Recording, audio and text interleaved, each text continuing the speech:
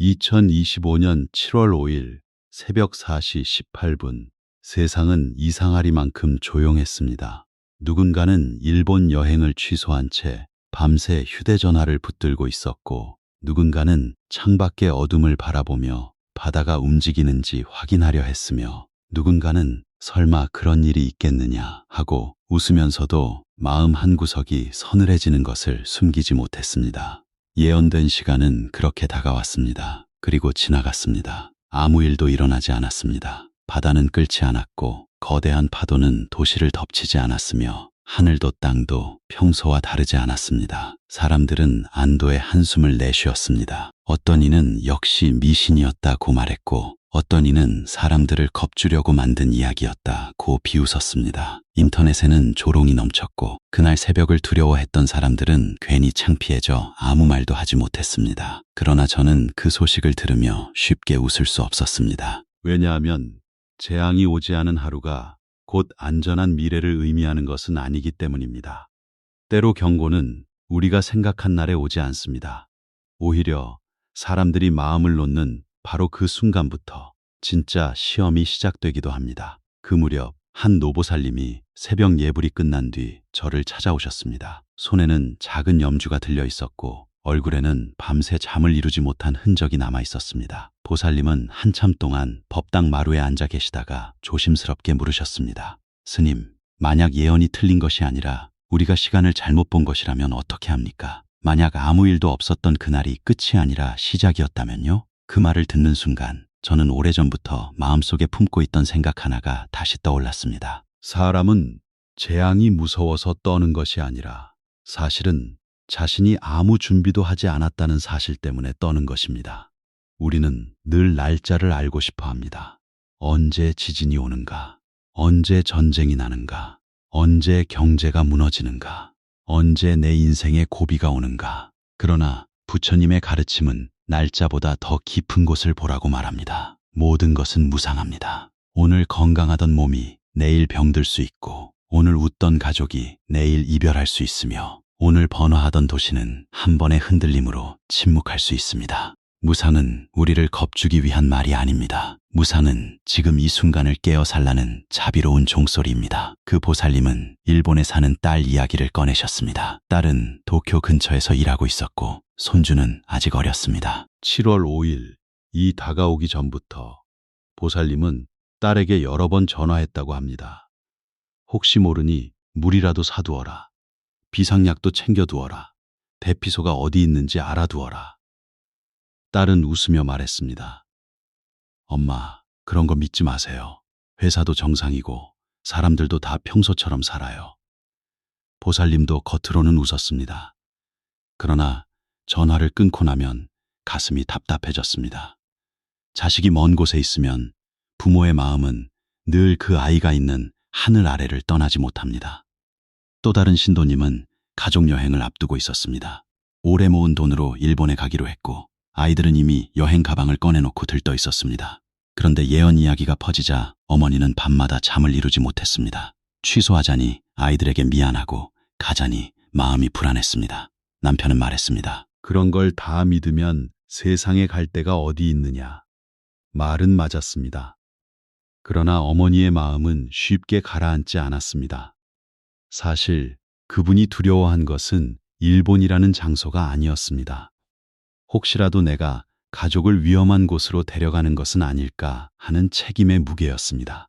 사람들은 이런 마음을 쉽게 비웃습니다. 쓸데없이 겁이 많다. 과학적으로 말이 안 된다. 예언 같은 것은 믿을 필요가 없다. 물론 근거 없는 공포에 휘둘리는 것은 지혜가 아닙니다. 그러나 모든 경고를 비웃고 아무 준비도 하지 않는 것도 지혜가 아닙니다. 불교에서 말하는 중도는 두 극단을 떠나는 길입니다. 무조건 믿고 두려움에 빠지는 것도 어리석고 무조건 부정하며 방심하는 것도 어리석습니다. 깨어있는 사람은 이렇게 묻습니다. 이 이야기가 사실이든 아니든 나는 지금 내 삶을 얼마나 준비하며 살고 있는가? 그 예언의 중심에는 일본 만화가 타츠키 료의 이야기가 있었습니다.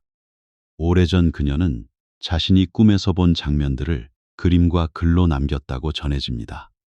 처음에는 많은 사람이 그것을 상상이나 우연으로 여겼습니다. 그러나 시간이 지나며 몇몇 사건들이 그녀의 꿈과 겹쳐 보인다는 이야기가 퍼졌고, 특히 2011년 동일본 대지진 이후 사람들의 시선은 크게 달라졌습니다. 거대한 지진, 쓰나미, 원전 사고. 그것은 한 나라만의 재난이 아니라 인간이 얼마나 작은 존재인지 보여준 사건이었습니다. 바닷물이 도시를 삼키는 장면 앞에서 사람은 자신이 쌓아올린 문명의 높이를 다시 생각할 수밖에 없었습니다. 저는 그때 텔레비전 화면을 통해 밀려오는 검은 물을 보았습니다. 차도, 집도, 배도, 사람의 삶도 한순간에 떠내려갔습니다. 그 장면을 보며 많은 이들이 울었습니다. 그러나 시간이 지나자 사람들은 다시 일상으로 돌아갔습니다. 밥을 먹고 출근을 하고 돈을 벌고 다투고 잊었습니다. 인간은 그렇게 살아야 하기에 잊기도 합니다. 그러나 완전히 잊어서는 안 되는 것이 있습니다. 우리가 딛고 있는 땅도, 우리가 의지하는 도시도, 우리가 당연하게 여기는 전기와 물과 교통도 절대적인 것이 아니라는 사실입니다. 타츠키료의 예언이 맞았는가, 틀렸는가를 제가 단정할 수는 없습니다. 수행자는 미래를 맞히는 사람이 아닙니다. 다만 사람의 마음이 어디에 묶여 있는지 바라보는 사람입니다. 제가 보기에 더 중요한 것은 예언의 날짜가 아니라 그 예언 앞에서 드러난 사람들의 마음이었습니다. 어떤 사람은 두려움에 사로잡혀 아무것도 못했고, 어떤 사람은 조롱하며 남의 불안을 비웃었고, 어떤 사람은 조용히 물과 약을 준비하고 가족과 연락 방법을 정했습니다. 같은 이야기를 들어도 마음의 그릇에 따라 반응은 달라집니다. 이것이 업입니다. 업은 거창한 운명의 쇠사슬이 아닙니다. 매일의 마음과 행동이 쌓여 만들어지는 방향입니다. 준비하는 습관도 업이고 방심하는 습관도 업입니다. 남을 안심시키는 말도 업이고 남의 두려움을 이용해 돈을 벌려는 마음도 업입니다. 재난 앞에서 공동체가 무너지는 것도 공동업이고 서로 돕고 살리는 것도 공동업입니다. 그러니 예언을 들었다면 가장 먼저 살필 것은 하늘도 아니고 바다도 아니고 산도 아닙니다. 내 마음입니다. 나는 두려움으로 움직이는가, 지혜로 움직이는가? 나는 나만 살려고 하는가, 함께 살 길을 찾는가? 그날 노보살님은 제게 물었습니다. 스님, 그럼 저는 무엇을 해야 합니까? 딸에게 계속 전화해야 합니까? 여행을 말려야 합니까? 그냥 기도만 해야 합니까? 저는 보살님의 손을 잡고 천천히 말했습니다.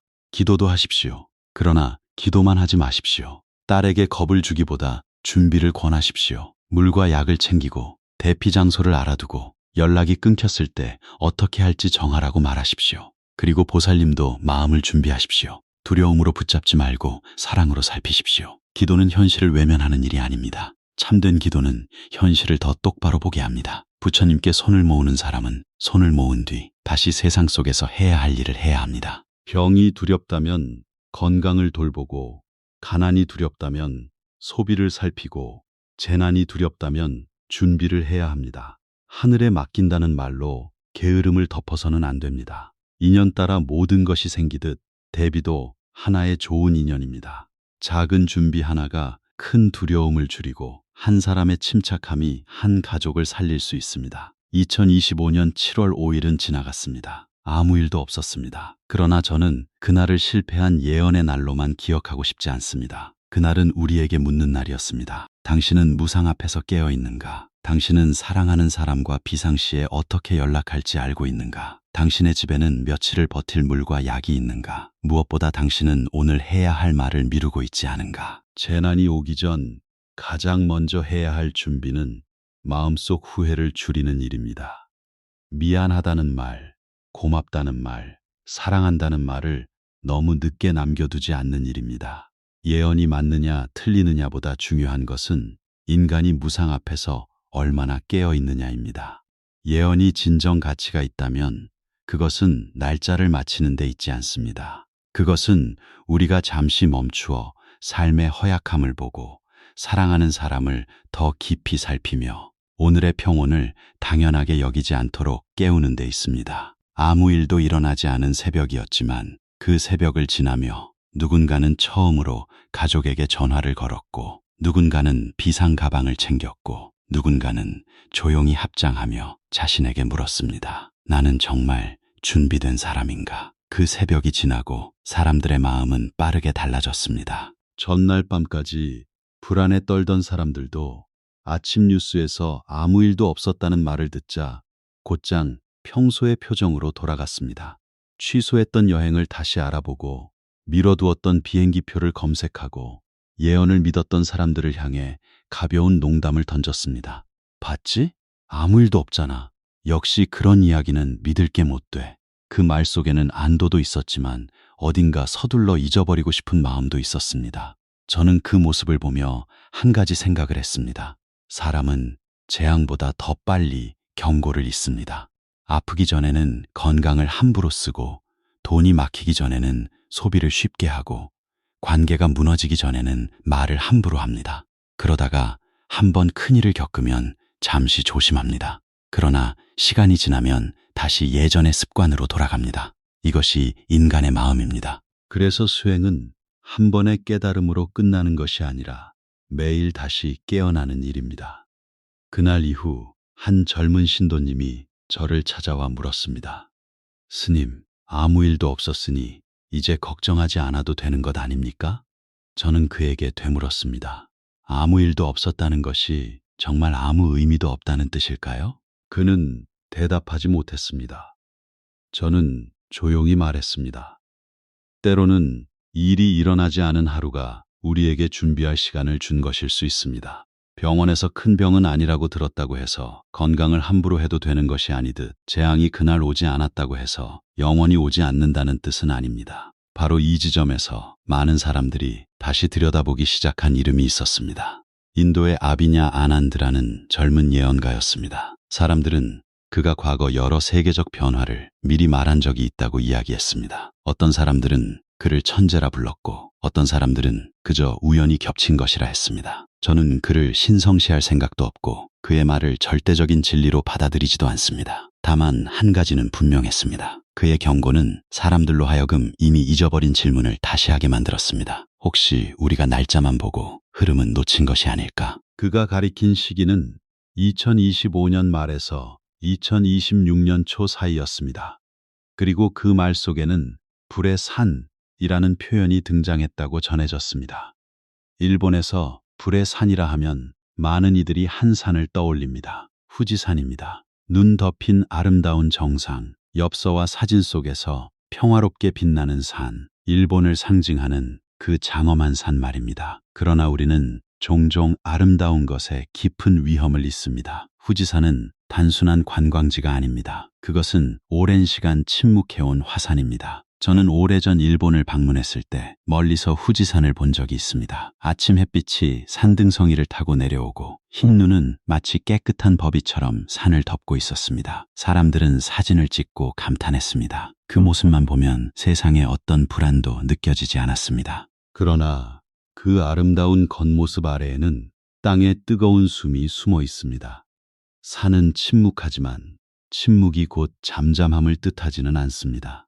사람의 마음도 그렇습니다. 겉으로 웃는다고 속이 평안한 것은 아니며 한 집안이 조용하다고 갈등이 없는 것은 아닙니다. 오래 눌러둔 것은 언젠가 다른 모습으로 올라옵니다. 후지산은 수백 년 동안 큰 폭발 없이 침묵해왔다고 알려져 있습니다. 사람들은 그것을 안정이라고 부르기도 하지만 어떤 이들은 오히려 축적이라고 봅니다. 땅속 깊은 곳에서 힘이 쌓이고 뜨거운 마그마가 움직이고 보이지 않는 압력이 조금씩 커진다면 어느 순간 산은 더 이상 침묵하지 못할 수도 있습니다. 물론 우리는 그 시기를 단정할 수 없습니다. 자연은 인간의 달력에 맞춰 움직이지 않습니다. 그러나 분명한 것은 아름답고 익숙하다는 이유만으로 위험이 사라지는 것은 아니라는 사실입니다. 아비냐 아난드의 경고를 들은 사람들은 다시 불안해졌습니다.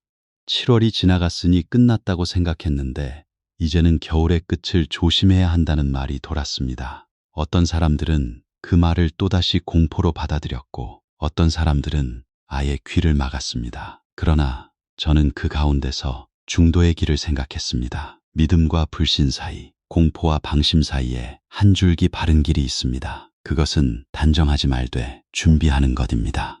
이것이 지혜입니다. 후지산이 정말 깨어날지 그 시기가 언제일지 우리는 모릅니다. 그러나 만약 거대한 화산재가 하늘을 덮는다면 어떤 일이 벌어질까요? 상상해 보십시오. 도쿄의 아침이 평소처럼 시작됩니다. 지하철역에는 출근하는 사람들로 붐비고 아이들은 책가방을 메고 학교로 향하며 편의점에는 갓 만든 도시락이 놓여 있습니다. 그런데 멀리서 하늘빛이 이상하게 변합니다. 처음에는 연기처럼 보이고 곧 가는 재가 눈처럼 내리기 시작합니다. 사람들은 휴대전화를 꺼내 사진을 찍습니다. 하지만 얼마 지나지 않아 숨이 답답해지고 기차는 멈추고 도로는 느려지고 비행기는 뜨지 못합니다. 도시라는 것은 평소에는 강해 보이지만 사실 아주 섬세한 약속들 위에 서 있습니다. 전기가 들어온다는 약속, 수도가 나온다는 약속, 열차가 제 시간에 온다는 약속, 마트에 물건이 채워진다는 약속, 병원으로 갈 길이 열려 있다는 약속. 그 약속 중 몇 가지만 끊겨도 사람들의 마음은 빠르게 흔들립니다. 돈이 있어도 살 물건이 없고, 차가 있어도 갈 길이 막히며, 휴대전화가 있어도 연락이 닿지 않을 때, 우리는 비로소 문명이 얼마나 얇은 종이 위에 놓여 있었는지 알게 됩니다. 저는 그 생각을 하며 일본에 가족을 둔 신도님들의 얼굴을 떠올렸습니다. 딸이 도쿄에서 일한다는 노보살님, 아들이 오사카에서 유학 중이라는 부부, 남편이 일본으로 출장을 자주 간다는 젊은 아내. 그들은 후지산이 폭발한다는 말 자체보다 연락이 끊길지도 모른다는 생각을 더 두려워했습니다. 스님, 만약 일이 생기면 어떻게 연락해야 합니까? 아이에게 어디로 피하라고 말해야 합니까? 비행기가 멈추면 어떻게 해야 합니까? 이런 질문들은 예언의 질문이 아니라 사랑의 질문입니다. 한 번은 부산에 사는 한 여인이 전화를 걸어왔습니다. 남편이 일본 출장을 앞두고 있는데 마음이 불안하다고 했습니다. 남편은 괜찮다며 웃었지만 그 웃음이 오히려 더 걱정된다고 했습니다. 저는 그분에게 말했습니다. 불안으로 남편을 묵지는 마십시오. 그러나 준비 없이 보내지도 마십시오. 숙소 주변의 대피 장소를 확인하게 하고 여권과 중요한 서류는 따로 보관하게 하고 휴대전화가 안 될 때를 대비해 만날 방법을 정하게 하십시오. 사랑은 걱정만 하는 것이 아니라 방법을 마련하는 것입니다. 이것이 제가 말하고 싶은 핵심입니다. 재난을 이야기할 때 우리는 자꾸 두 가지 극단으로 갑니다. 하나는 지나친 공포입니다. 당장 모든 것을 버리고 도망가야 할 것처럼 생각하고 확인되지 않은 소문을 퍼뜨리고 다른 사람의 불안을 부추깁니다.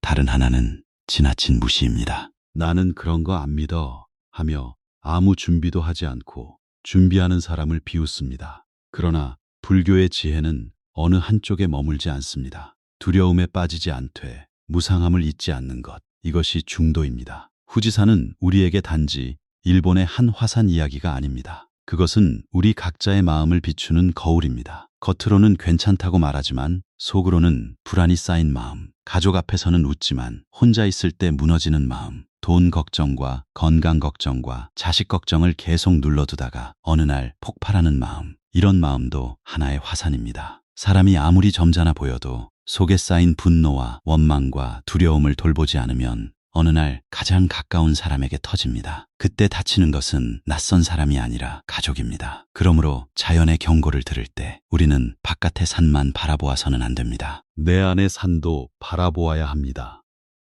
나는 무엇을 오래 눌러두고 있는가? 어떤 말을 하지 못하고 있는가? 어떤 두려움을 괜찮다고 포장하고 있는가? 어떤 분노가 아직 식지 않았는가? 후지산이 침묵하고 있다고 해서 아무 일도 없는 것이 아니듯 내 마음이 조용하다고 해서 모두 해결된 것은 아닙니다. 예언가들이 말하는 재앙의 시기가 정말 올지 안 올지는 아무도 모릅니다. 그러나 한 가지는 확실합니다. 준비되지 않은 마음은 작은 흔들림에도 크게 무너지고 준비된 마음은 큰 흔들림 속에서도 해야 할 일을 찾습니다. 부처님께서는 세상이 늘 변한다고 하셨습니다. 변한다는 것은 두려운 말이지만 동시에 희망의 말이기도 합니다. 위험도 변하고 고통도 변하고 우리의 대응도 변할 수 있기 때문입니다. 오늘 무지했던 사람이 내일 깨어날 수 있고 오늘 방심했던 사람이 지금부터 준비할 수 있습니다. 제가 가장 두려워하는 것은 후지산이 깨어나는가의 여부만이 아닙니다. 더 두려운 것은 사람들이 여전히 설마라는 말 속에서 잠드는 것입니다.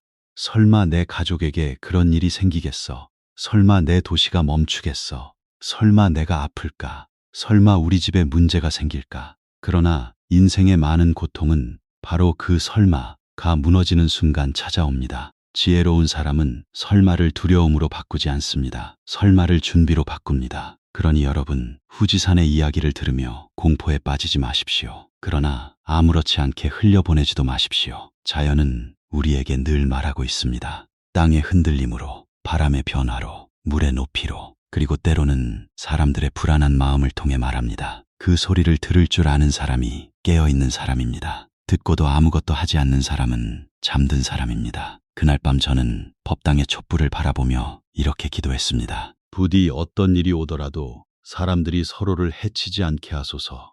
두려움이 탐욕이 되지 않게 하소서. 경고가 미움이 되지 않게 하소서. 준비하는 마음이 자비가 되게 하소서. 천재지변 앞에서 인간은 작습니다. 그러나 작은 인간도 서로를 살필 때 커집니다. 한 사람이 깨어 있으면 한 집이 덜 흔들리고 한 집이 준비되어 있으면 한 이웃이 도움을 받을 수 있습니다. 그렇게 공동업은 조금씩 달라집니다. 겨울의 끝이 무엇을 가져올지 우리는 알 수 없습니다. 그러나 우리가 오늘 무엇을 해야 하는지는 알 수 있습니다. 사랑하는 이의 연락처를 확인하고 필요한 준비를 하고 근거 없는 소문을 퍼뜨리지 않고 마음속의 두려움을 지혜로 다스리는 것, 그리고 무엇보다 바깥의 산이 깨어나기 전에 내 안의 마음을 먼저 깨우는 것, 그것이 이 이야기의 진짜 뜻입니다. 제가 어린 시절 살던 마을에는 여름마다 큰 비가 내렸습니다. 산에서 내려오는 물길이 평소에는 발목에도 차지 않을 만큼 얕았지만 장마철이 되면 순식간에 사람의 허리까지 차오르곤 했습니다.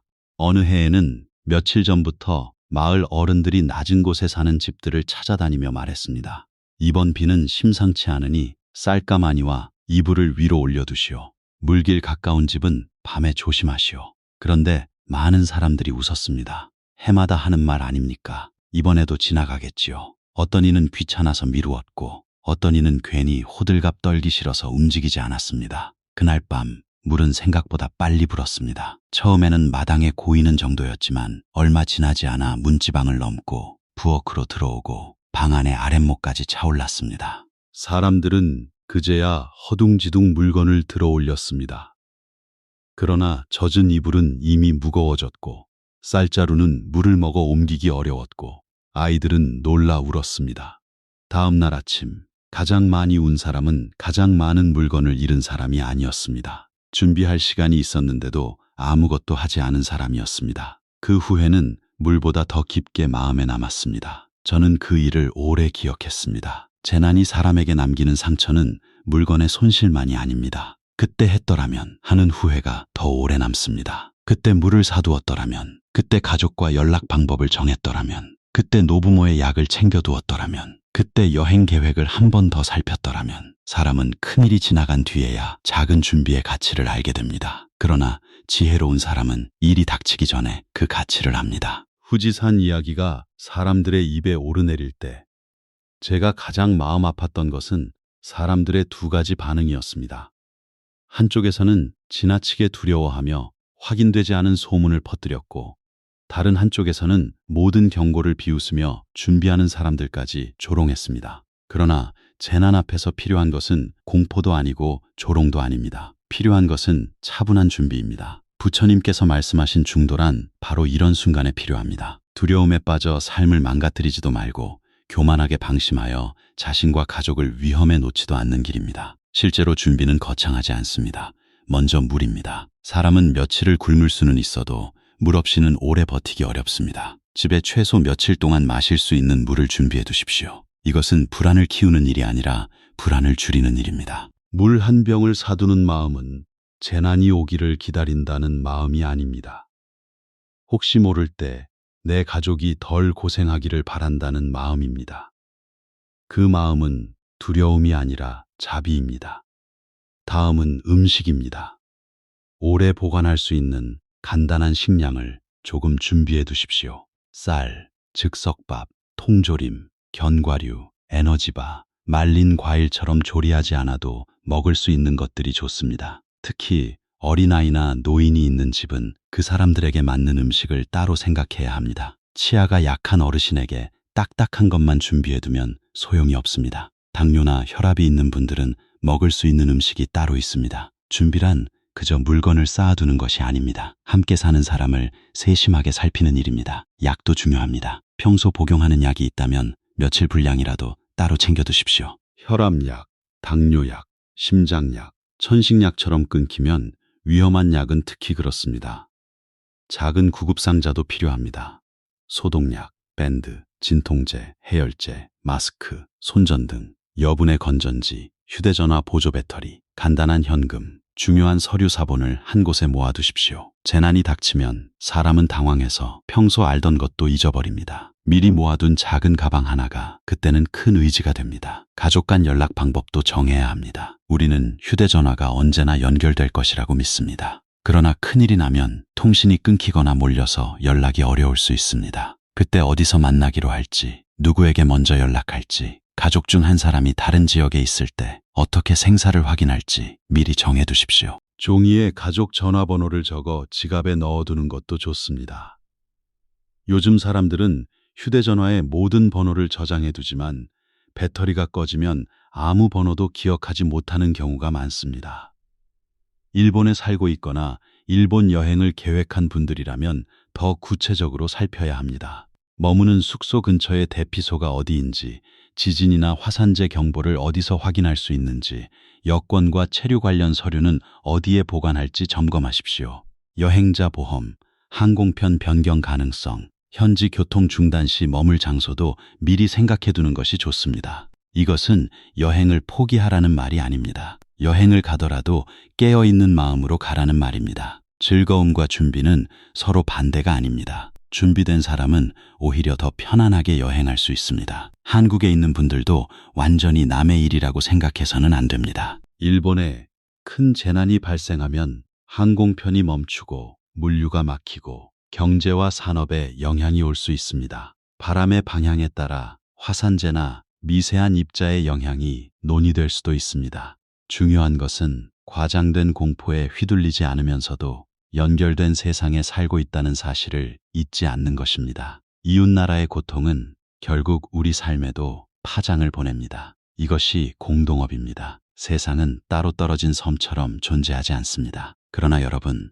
물건을 준비하는 것만으로는 충분하지 않습니다. 재난이 닥쳤을 때 가장 먼저 무너지는 것은 건물이 아니라 마음일 때가 많습니다. 마음이 무너지면 손에 물이 있어도 남과 다투고 길을 알아도 우왕좌왕하며 가족을 살릴 수 있는 순간에도 판단을 잃습니다. 그래서 준비의 뿌리는 마음입니다. 평소에 호흡을 고르는 연습을 해야 합니다. 불안한 소식을 들었을 때 바로 소리 지르거나 퍼뜨리지 않고 먼저 3번 숨 쉬는 연습을 해야 합니다. 재난 앞에서 사람들이 흔히 저지르는 실수가 있습니다. 첫 번째는 경고를 모두 비웃고 아무 준비도 하지 않는 것입니다.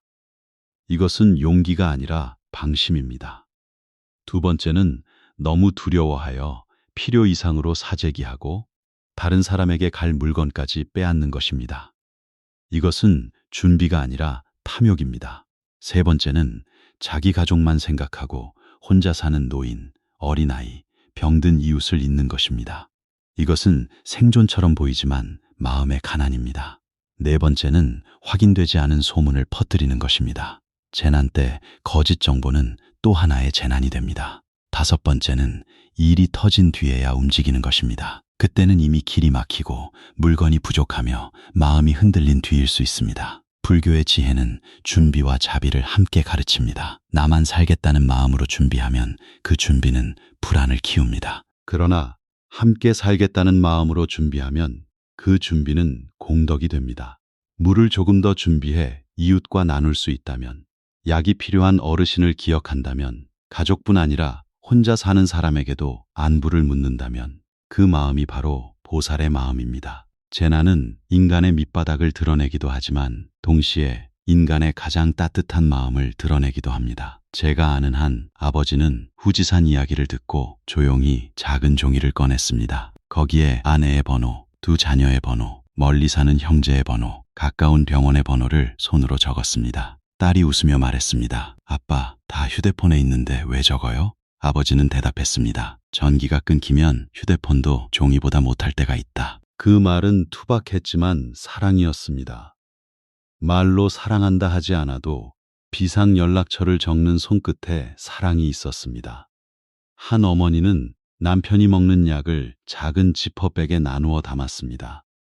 약 이름과 복용 시간을 적고 여분의 마스크와 작은 손전등도 함께 넣었습니다. 남편은 괜한 걱정이라고 했지만 그 어머니는 조용히 말했습니다. 걱정이 아니라 준비예요. 저는 그 말을 들으며 깊이 고개를 끄덕였습니다. 걱정은 마음속에서만 맴돌지만 준비는 손과 발로 옮겨집니다. 걱정은 사람을 지치게 하지만 준비는 사람을 안정시킵니다. 또 어떤 젊은이는 오랫동안 어머니에게 전화를 하지 않았습니다. 바쁘다는 이유였습니다. 그러나 재난 이야기를 들은 뒤 문득 생각이 났다고 합니다. 만약 갑자기 연락이 끊기면 마지막으로 나눈 말이 무엇이었는가? 그는 그날 밤 어머니에게 전화를 걸었습니다. 처음에는 어색하게 안부를 묻다가 나중에는 이렇게 말했습니다.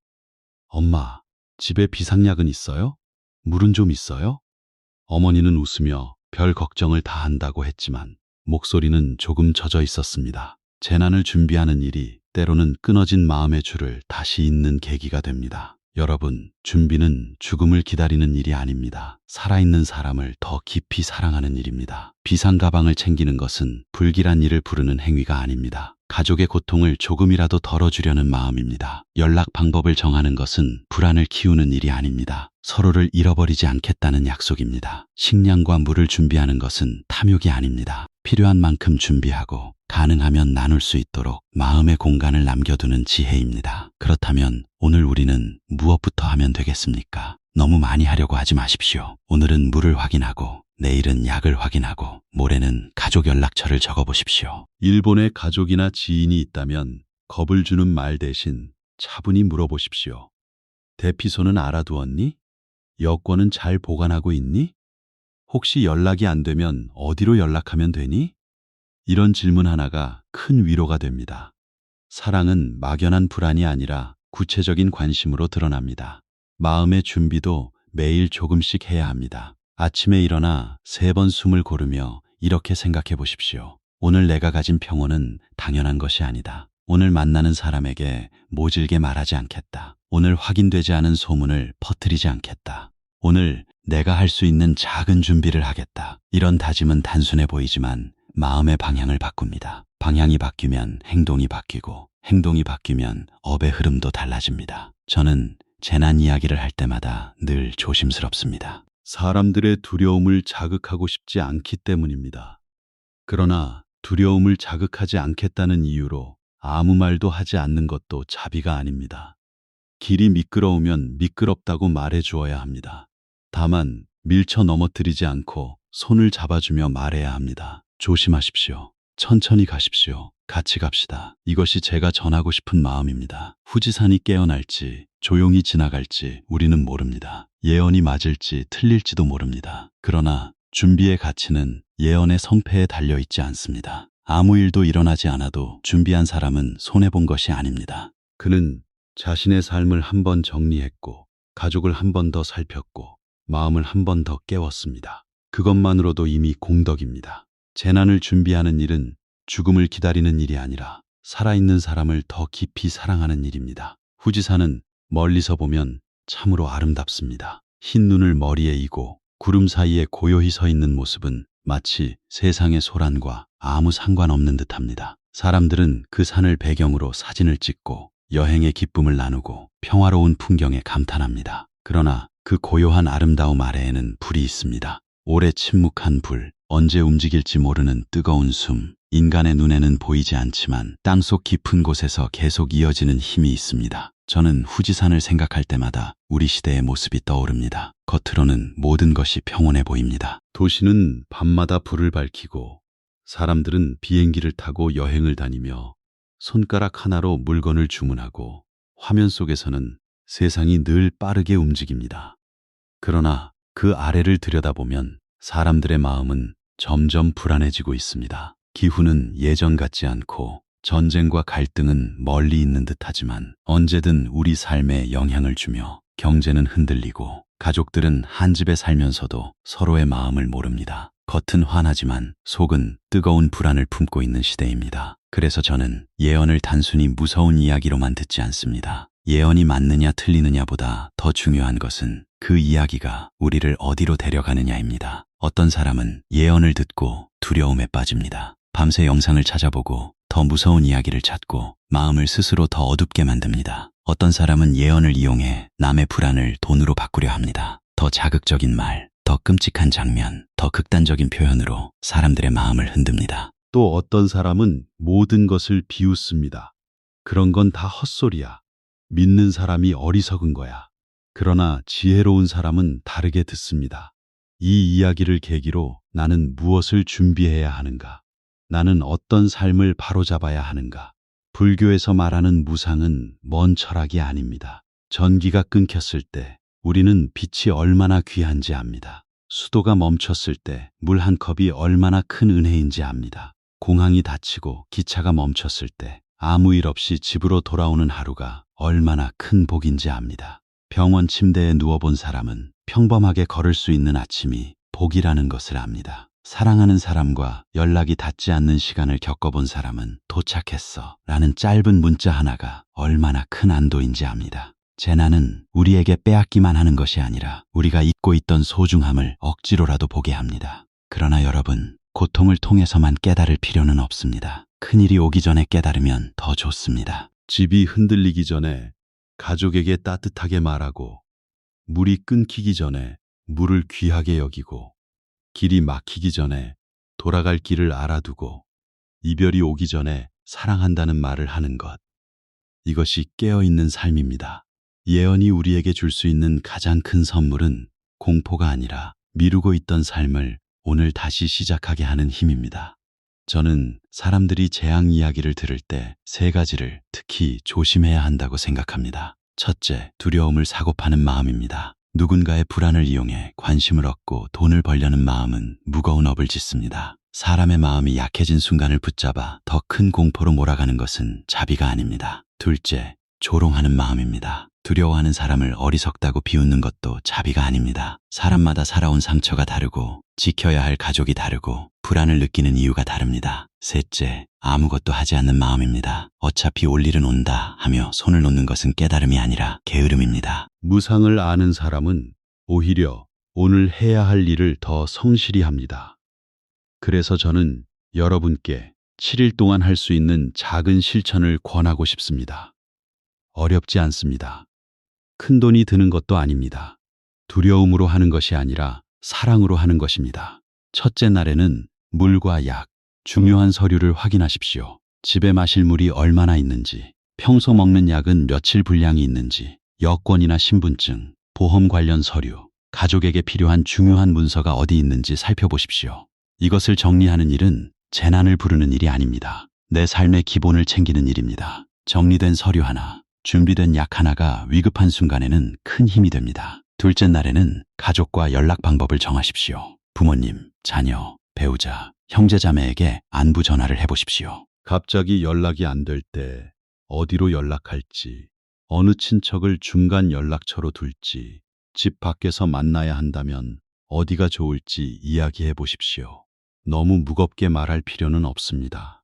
혹시 모를 때를 위해 정해두자. 는 말이면 충분합니다.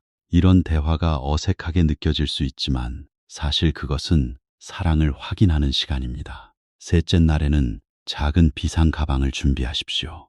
손전등, 건전지, 보조 배터리, 마스크, 간단한 음식, 생수, 현금, 약, 가족 연락처가 적힌 종이, 작은 담요나 우비처럼 꼭 필요한 것만 넣으십시오. 너무 많이 넣으려 하면 오히려 지치고 오래가지 못합니다. 가방 하나를 준비하며 마음속으로 이렇게 말해보십시오. 나는 두려움이 아니라 지혜로 준비합니다. 나와 내 가족을 지키기 위해 오늘 할 일을 합니다. 넷째 날에는 여행과 이동 계획을 점검하십시오. 일본이나 지진, 화산, 태풍 위험이 있는 지역으로 여행을 계획하고 있다면 숙소 위치, 대피소, 보험, 항공편 변경 조건, 현지 공공기관의 안내를 확인하십시오. 이것은 여행을 포기하라는 뜻이 아닙니다. 즐거운 여행일수록 안전을 함께 챙기라는 뜻입니다. 안전을 챙긴 여행은 불안을 줄이고 가족을 더 편안하게 합니다. 다섯째 날에는 정보 습관을 점검하십시오. 재난과 예언에 관한 이야기를 들었을 때 바로 공유하지 마십시오. 출처를 확인하고 공식 안내를 찾아보고 자극적인 제목에 마음을 빼앗기지 마십시오. 거짓 정보는 두려움 위에 또 다른 두려움을 쌓습니다. 말은 업입니다. 내가 무심코 퍼뜨린 말 하나가 누군가의 밤잠을 빼앗을 수도 있습니다. 그러니 말하기 전에 멈추고 공유하기 전에 확인하십시오. 여섯째 날에는 주변의 약한 사람을 살피십시오. 혼자 사는 노인, 몸이 불편한 이웃, 어린아이를 키우는 가정, 외국에서 지내는 가족이나 친구에게 안부를 물어보십시오. 필요한 것 있으세요? 비상 연락처는 정해두셨어요? 약은 충분하세요? 이 한마디가 누군가에게 큰 힘이 될 수 있습니다. 재난 앞에서 진짜 복은 나 혼자 살아남는 것이 아니라 함께 덜 아프게 건너가는 것입니다. 일곱째 날에는 조용히 10분만 앉아보십시오. 눈을 감고 숨을 들이쉬고 내쉬며 자신에게 물어보십시오. 만약 내일 갑자기 삶이 달라진다면 오늘 나는 누구에게 무슨 말을 해야 하는가? 미안하다는 말을 미루고 있는 사람은 없습니까? 고맙다는 말을 너무 오래 아껴둔 사람은 없습니까? 사랑한다는 말을 부끄럽다는 이유로 삼켜둔 사람은 없습니까? 재난 대비에서 가장 깊은 준비는 후회를 줄이는 것입니다. 물과 음식은 몸을 살리지만 진심 어린 말은 관계를 살립니다. 여러분, 이렇게 준비한다고 해서 반드시 재난을 피할 수 있는 것은 아닙니다. 그러나 준비한 마음은 재난 앞에서 덜 무너집니다. 한 사람이 침착하면 한 가족이 덜 흔들립니다. 한 가족이 준비되어 있으면 이웃에게도 도움을 줄 수 있습니다. 한 공동체가 소문보다 사실을 믿고 공포보다 자비를 선택하면 같은 재난 속에서도 고통은 줄어듭니다. 이것이 공동업을 바꾸는 길입니다. 세상은 한 사람의 힘으로 전부 바뀌지 않습니다. 그러나 한 사람의 깨어있음은 결코 작지 않습니다. 자연의 재난은 인간이 완전히 막을 수 없습니다. 그러나 재난이 지나간 뒤 어떤 사람이 될지는 우리가 선택할 수 있습니다. 남을 밀치고 나만 살려는 사람이 될 것인가? 가진 것을 조금 나누는 사람이 될 것인가? 확인되지 않은 소문을 퍼뜨리는 사람이 될 것인가? 불안한 사람을 진정시키는 사람이 될 것인가? 두려움에 사로잡혀 가족에게 화를 내는 사람이 될 것인가? 오히려 그 순간 더 따뜻하게 손을 잡는 사람이 될 것인가? 바로 그 선택이 우리의 업을 만듭니다. 후지산이 깨어날지 조용히 지나갈지는 우리가 알 수 없습니다. 2025년 말과 2026년 초가 어떤 모습으로 흘러갈지도 아무도 단정할 수 없습니다. 예언은 맞을 수도 있고 틀릴 수도 있습니다. 그러나 분명한 것이 하나 있습니다. 깨어있는 마음은 어떤 불확실성 앞에서도 완전히 무너지지 않습니다. 준비된 사람은 아무 일도 없을 때에도 손해보지 않습니다. 그는 이미 가족을 돌아보았고 삶을 정리했고 마음을 살폈기 때문입니다. 그것만으로도 예언은 한 가지 역할을 한 것입니다. 그러니 부디 이 이야기를 공포로만 듣지 마십시오. 누군가의 말이 맞느냐 틀리느냐를 따지기 전에 내 삶이 준비되어 있는지 살펴보십시오. 물은 있는지, 약은 있는지, 가족과 연락 방법은 정해두었는지, 내가 퍼뜨리는 말은 누군가를 두렵게 만드는지, 내가 오늘 사랑하는 사람에게 해야 할 말을 미루고 있지는 않은지 보십시오. 이것이 진짜 대비입니다. 정목은 오늘도 법당의 작은 종소리를 들으며 생각합니다. 종소리는 사람을 놀라게 하려고 울리는 것이 아닙니다. 잠든 마음을 깨우기 위해 울립니다. 예언도 그와 같아야 합니다. 두려움의 북소리가 아니라 자비의 종소리여야 합니다. 그 소리를 들었다면 우리는 더 불안해지는 것이 아니라 더 성실해져야 합니다. 더 움켜쥐는 것이 아니라 더 나누어야 합니다. 더 멀어지는 것이 아니라 더 사랑해야 합니다. 후지산의 침묵 속에서 우리는 자연의 힘을 봅니다. 그리고 우리 마음속 침묵 속에서 우리는 아직 말하지 못한 진심을 봅니다. 바깥의 산이 깨어날지 알 수 없지만 내 안의 지혜는 오늘 깨어날 수 있습니다. 그것이 가장 중요한 일입니다. 재난을 막을 수 없을지라도 재난 앞에서 어떤 마음으로 설지는 우리가 선택할 수 있습니다. 부디 여러분의 가정에 평안이 있기를 바랍니다. 일본에 가족을 둔 분들에게는 안심할 수 있는 연락이 이어지기를 바랍니다. 여행을 준비하는 분들에게는 지혜로운 판단이 있기를 바랍니다. 불안한 마음을 가진 분들에게는 차분한 호흡이 있기를 바랍니다. 그리고 우리 모두가 어떤 소문과 예언 앞에서도 서로를 해치지 않고 서로를 살피며 깨어있는 마음으로 이 시기를 건너가기를 바랍니다. 예언은 두려움이 아니라 자비의 종소리입니다. 그 소리를 들었다면 오늘부터 준비하고 사랑하고 깨어 있으십시오.